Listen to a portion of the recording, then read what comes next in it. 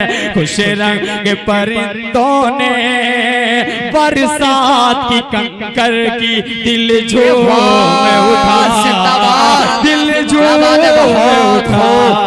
बहुत उम्दा। तो आइए मैं बड़े ही अदब के साथ आपकी समातों के दस्तरखान पर खाना खिलाने के लिए नहीं बल्कि रूहानी अग़ज़िया तक़सीम करने के लिए मैं जनाब महबूबुल उलमा जनाब हज़रत मौलाना अब्दुल हई साहब मिफ्ताही नाज़िम आला मदरसा अरबिया मंबउल उलूम खैराबाद सदर जमीयत उलमा मशरिकी जोन से मैं नहायत अदब एहतराम से गुजारिश कर रहा हूँ कि हज़रत माइक पर आएँ और अपने खिताब नायाब से हम तमाम सामाईन को मुस्तफ़ीज़ फरमाएँ।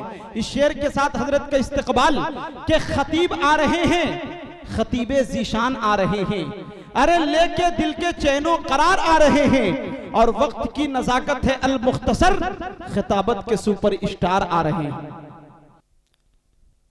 बिस्मिल्लाहिर्रहमानिर्रहीम।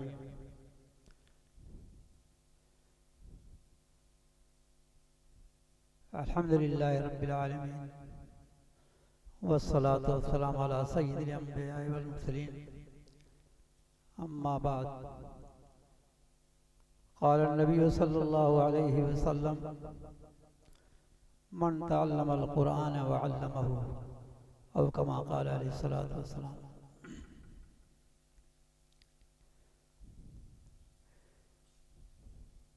स्टेज पे मौजूद बावकार उलमाए किराम,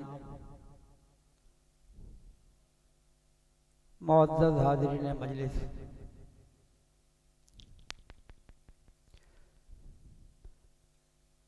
आज का ये अहम इजलास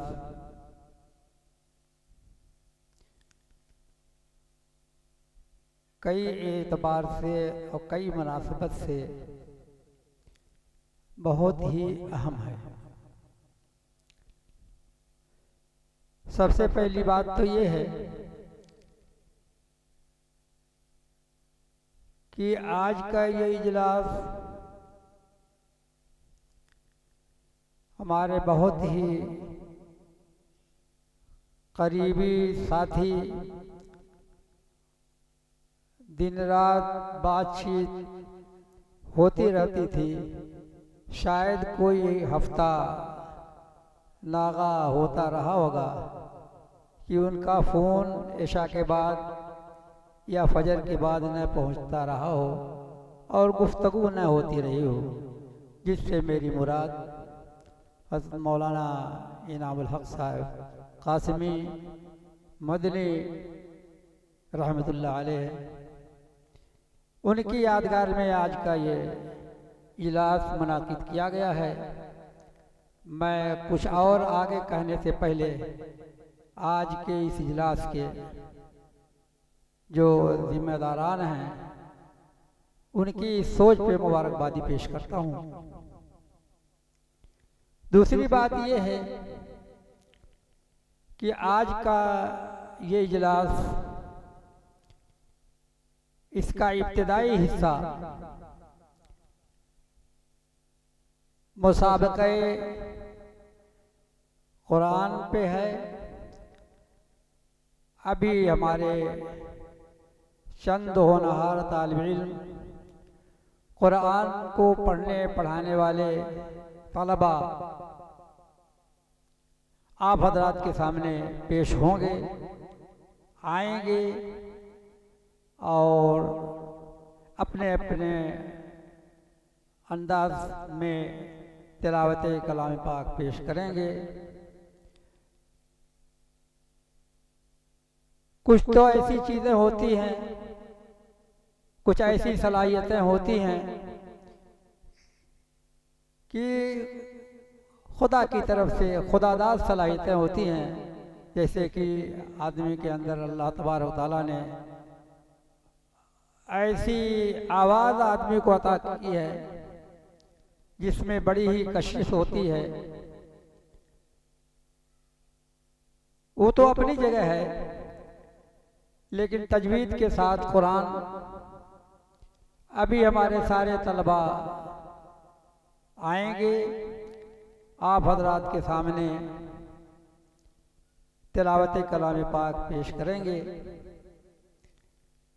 उसी मुनासबत से मैंने अभी हदीस को पढ़ा कि खैरुकुम मन तअल्लमल कुरान व अल्लमहु, कि तुम में दूसरे लोगों के मुकाबले में बेहतर और अच्छा वो शख्स है जो कुरान को सीखे और सिखाए। आप हजरात के सामने अभी हमारे तलबा आएंगे जो इस बात का मुजाहरा करेंगे कि हमने कलाम पाक को सीखा है और इस बरकत में हम शामिल हैं जो आप सल्लल्लाहु अलैहि वसल्लम ने फरमाया है।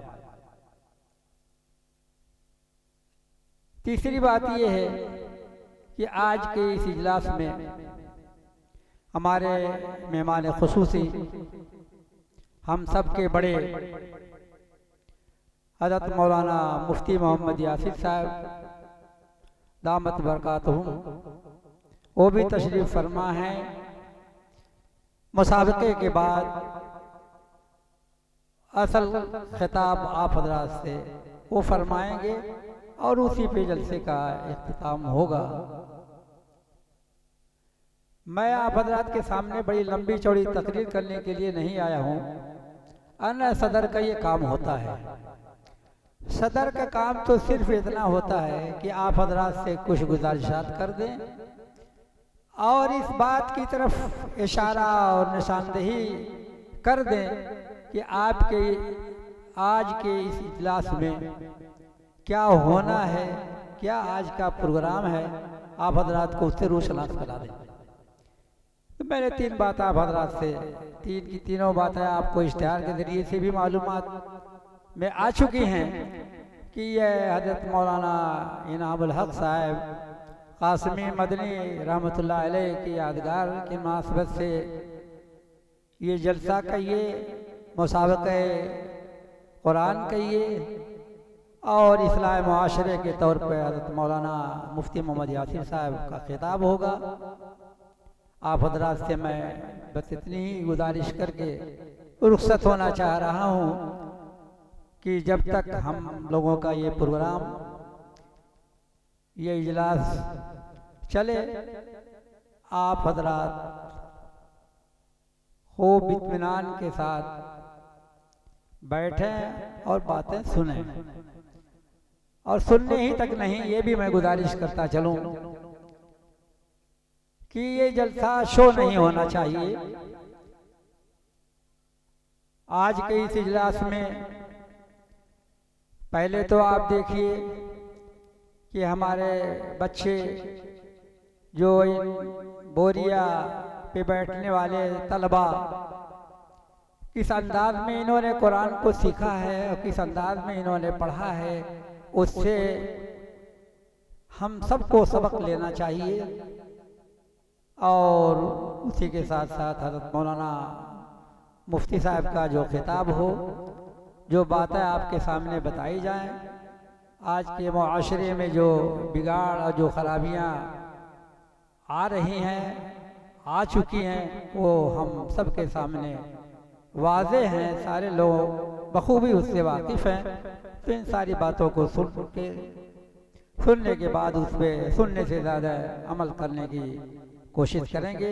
इंशाअल्लाह इसी जज्बात के साथ आप हज़रात सुनेंगे और फिर यहाँ से इसी अहद के साथ उठेंगे कि इंशाअल्लाह जो बातें आज बताई गई हैं और जिस अंदाज में आज कुरान यहाँ पढ़ा जा रहा है, हम अपने बच्चों को भी मदरसे में भेजकर इसी अंदाज में कुरान को पढ़वाएंगे और कुरान को सीखेंगे।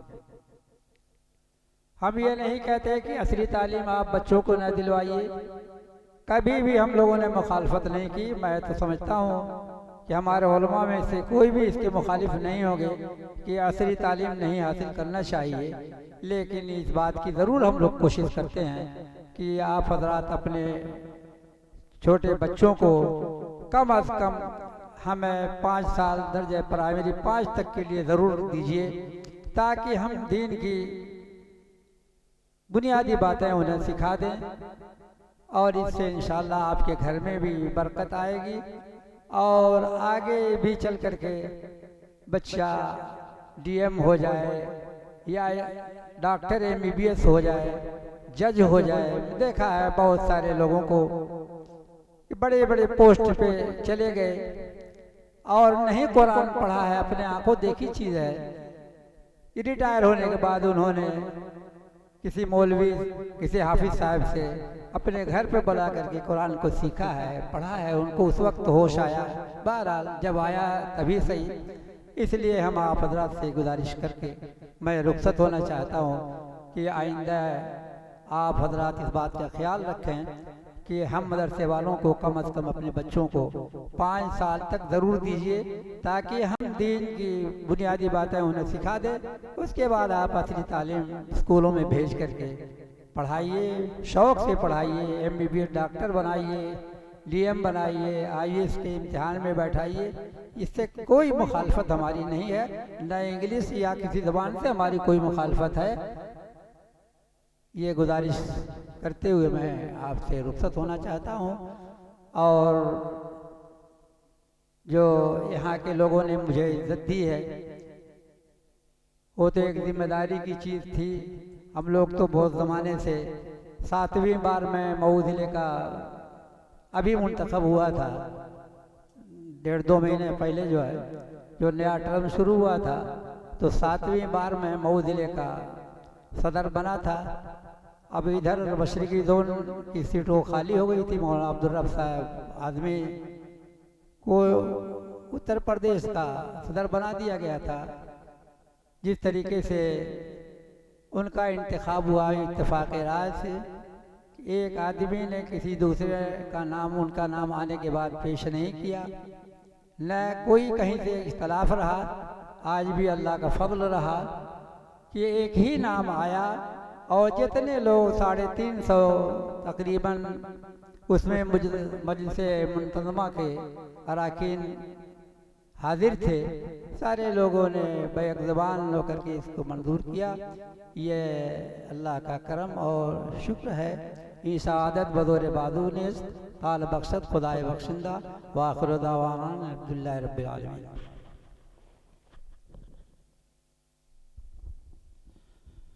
माशाअल्लाह, बड़ी अच्छी गुफ्तगू हज़रत वाला फरमा रहे थे।